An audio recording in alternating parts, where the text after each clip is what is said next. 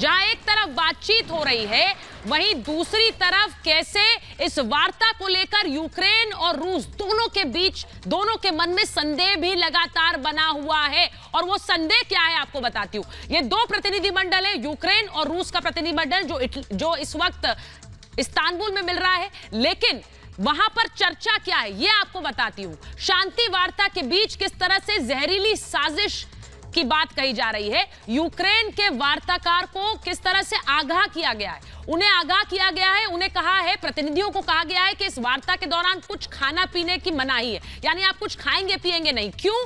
क्योंकि उन्हें ऐसा लग रहा है कि इसके जरिए उन्हें जहर दिया जा सकता है। वार्ता के दौरान कुछ भी छूने की भी मनाही है, यानी सरफेसेस को भी आप टच नहीं करेंगे, यह भी इसी डर से कहा गया है। एक प्रतिनिधि की तबियत बिगड़ी, और ये कब बिगड़ी? जब पिछली बार वार्ता हुई दोनों देशों के बीच और वो बेलारूस में हुई थी, उसके बाद एक प्रतिनिधि की तबियत बिगड़ गई। और जब तबियत बिगड़ गई तो कहा यह जा रहा है कि ये तबियत बिगड़ी है और एक तरह के अटैक का शक जताया गया है। रूस पर जहर देने का शक गहरा गया है और इसीलिए यूक्रेन ने अपने प्रतिनिधियों से कहा है कि बहुत बहुत सतर्क रहिए आप। जो बेलारूस में मीटिंग हुई थी उसमें यह प्रतिनिधि शामिल हुआ था और कैसे उस बैठक के बाद उसकी तबीयत बिगड़ी है, उसके बाद से कहा गया बेलारूस मीटिंग में शामिल हुआ था ये प्रतिनिधि। आगे बढ़ाइए इसे विक्रांत।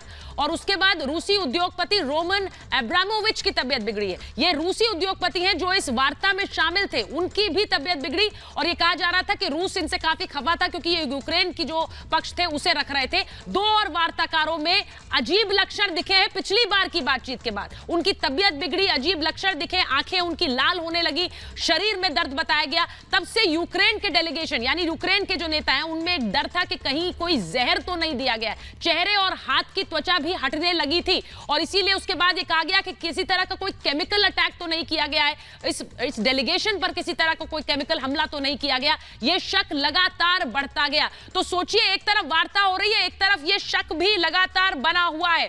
मैं एक बार बता दूं, मेरे साथ मेजर जनरल एजेबी जैनी जुड़ रहे हैं, मेरे साथ मेजर जनरल के सिन्हा जुड़ रहे हैं और साथ ही लेफ्टिनेंट जनरल शक्कर प्रसाद मेरे साथ जुड़ रहे हैं। बहुत बहुत स्वागत है आप तीनों का। सर, मैं लेफ्टिनेंट जनरल प्रसाद आपके साथ शुरुआत करना चाहती हूं। ये एक तरफ तो वार्ता हो रही है सर, और दूसरी तरफ एक डर भी है मन में कि कहीं किसी तरह का कोई हमला, कोई जहर, कोई केमिकल अटैक, क्योंकि जो खबरें आ रही हैं यूक्रेनियन डेलीगेशन बहुत सतर्क है सर और बहुत सावधान रहना चाह रहा है। दोनों तरफ से किसी को एक दूसरे पर कॉन्फिडेंस नहीं है, किसी को एक दूसरे पर ये मानने को तैयार नहीं है, वो एक दूसरे को दुश्मन के हालात में देख रहे हैं। तो सबसे बड़ी बात तो है, both sides are highly suspicious कि क्या असलियत है। कहीं हमको जहर तो नहीं दे देंगे, हमको कैदी तो नहीं कर देंगे, हमको गोली मार के तो हत्या नहीं कर देंगे। ये सब बातें उनके मन में घूम रही हैं। तो ये बात सच है क्योंकि दोनों देशों में बहुत दुश्मनी पैदा हो गई है। 30-34 दिन हो गए हैं आज, इसलिए दुश्मनी का कोई अंत नहीं है। दूसरी बात, जो आज बातचीत हो रही है टर्की में, जो निकल के आता है वो मैं समझता हूँ कि तब तक ही माने रखेगा जब तक कि, देखिए, एक टू हेड्स ऑफ नेशन के बीच में जब समिट होती है उससे पहले ग्राउंड वर्क किया जाता है। जब तक ये ग्राउंड वर्क सक्सेसफुल नहीं होगा तब तक समिट मीटिंग नहीं होगी, और जब तक समिट मीटिंग नहीं होगी दो हेड्स ऑफ नेशंस के बाद साथ में, तब तक ये मसला हल नहीं हो सकता।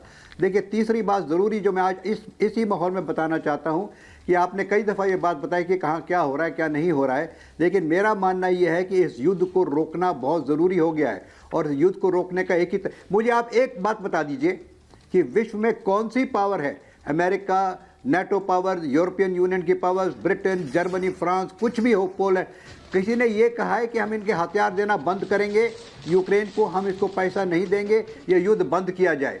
वो तो सब जगह ये कह रहे हैं। आपने शुरू में कहा कि अमेरिका अपना न्यूक्लियर वेपन तैयार कर रहा है उस बटन दबाने की देर के लिए। तो क्या युद्ध चाहते हैं ये लोग? क्या देख नहीं रहे कि किस तरह से बर्बादी हो रही है युद्ध में? कितने मिलियन लोग रिफ्यूजी हो गए, किस तरह से बिल्डिंग टूट रहे हैं, किस तरह से बच्चे मर रहे हैं, किस तरह से अस्पताल में लोग मर रहे हैं। तो ये समझ में नहीं आ रहा किसी की कि लड़ाई अगर होगी और इतने पावरफुल और इतने डिस्ट्रक्टिव वेपन सबके पास आज हैं तो इसको बढ़ोतरी, यानी कि हम कह रहे हैं जी हम और तैयार हो रहे हैं लड़ाई के लिए, लड़ेंगे आपसे। तो ये कहाँ का अक्लमंदी है? The wars are never to be fought. Lieutenant general, मैं इस बात पर इसलिए भी आऊं क्योंकि एक तरफ जहां वार्ता कर रहे हैं वहां युद्ध रुका नहीं है। अगर मैं उस पर वो तस्वीरें एक बार दिखा देती हूँ, के सिन्हा सर और जैनी सर के पास मैं जाऊं उससे पहले एक बार तस्वीरें दिखा देती हूँ। माइकोलेव की तरफ किस तरह से रूसी सेना बढ़ रही है। जो बात कही जा रही है कि एक तरफ वार्ता है लेकिन युद्ध रुका नहीं है और तस्वीरें जो आ रही हैं खैरसन से माइकोलेव की तरफ काफिला बढ़ रहा है, वो तस्वीरें आपको दिखाती हूं। माइकोलेव की तरफ से रूसी सेना की तस्वीरें, ये देखिए, ये तस्वीरें जो आप देखेंगे, ये एक पूरा का पूरा सैन्य बेड़ा है, ट्रक्स हैं, टैंक्स हैं, जो कि माइकोलेव की तरफ आगे बढ़ रहे हैं। यानी रूस बात जरूर कर रहा है, लेकिन वार्ता में अभी तक सुलह नहीं हुई है, और जब तक हल नहीं निकलता ये युद्ध इसी तरह से जारी रहेगा। ये इशारा करता है, तस्वीरें इशारा करती हैं उस ओर कि हमारा काफिला भी आगे बढ़ेगा, हम हमले भी जारी रखेंगे, लेकिन वार्ता अपनी जगह है, लेकिन युद्ध थमा नहीं है। ये तस्वीरें आपको दिखा रही हूं। और इसी बीच ये भी आपको बताऊं कि जहां एक तरफ रूस ने अपनी मंशा साफ कर दी है कि जब तक हल नहीं तब तक हमले रुकेंगे नहीं, ये तस्वीरें भी वही गवाही दे रही हैं। इस बीच किस तरह से पुतिन का रोष, पुतिन का गुस्सा सामने आया है। रूस के राष्ट्रपति पुतिन ने किस तरह अपने गुस्से का इजहार किया है वो मैं आपको बताती हूं। जेलेंस्की को पुतिन की सीधी धमकी है ये, और पुतिन ने धमकी क्यों दी है ये भी आपको बता दूं। पुतिन कह रहे हैं कि उन्हें बता दो, मैं तुम्हें बर्बाद कर दूंगा। किसे बता दो? यूक्रेन को बता दो, जेलेंस्की को बता दो। जेलेंस्की के नोट पर भड़के हैं पुतिन। एक चिट्ठी दी गई जेलेंस्की की लिखी हुई पुतिन को, जिसमें जेलेंस्की ने इस युद्ध को लेकर अपनी शर्तें रखी। जेलेंस्की ने मुलाकात जरूरी उस चिट्ठी में बताया कि ये मुलाकात आपके और मेरे बीच बहुत जरूरी है। पुतिन ने सशर्त मुलाकात की बात कही थी। पुतिन पहले ही कह चुके हैं शर्तें मानी जाएंगी, फिर बातचीत होगी। जेलेंस्की ने कहा बिना शर्त ये युद्ध खत्म हो, यह चिट्ठी में लिखकर भेजा, और उसके बाद रूसी सेना की वापसी हो, सीज फायर की मांग जेलेंस्की ने की है उस चिट्ठी के अंदर। अब उस चिट्ठी को देखकर पुतिन भड़क गए, ये कहा जा रहा है। यूक्रेन की संप्रभुता का जिक्र उन्होंने किया। जेलेंस्की ने कहा कि हम अपना देश का एक छोटा सा टुकड़ा भी नहीं सौंपेंगे, ये क्लियर कर चुके हैं, वो साफ कर चुके हैं। पुतिन की शर्तों को नजरअंदाज किया गया।